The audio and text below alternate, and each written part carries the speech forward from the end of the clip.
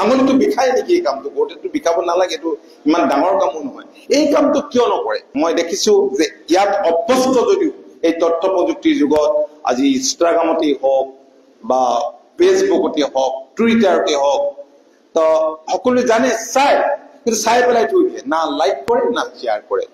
মই অনুৰোধ জনাম যে তোমালোকে IT চেলটো এটা ভালকে মজবুত কৰা।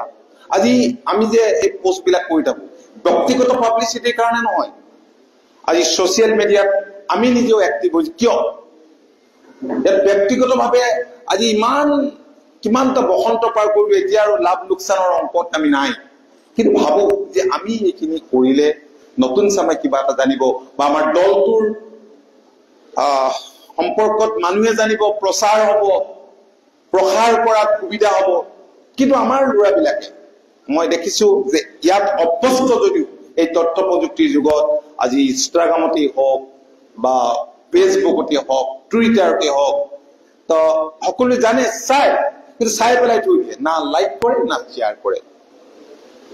আঙুলিটো বিষায় নেকি এই কামটো কৰোঁতে? বিষাব নালাগে, এইটো ইমান ডাঙৰ কামো নহয়। এই কামটো কিয় নকৰে?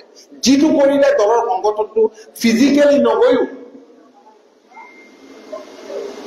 দলটোক মানুহৰ মাজলৈ আমি লৈ যাব পাৰো, যাৰ জৰিয়তে আমি জনসংযোগ বৃদ্ধি কৰিব পাৰো।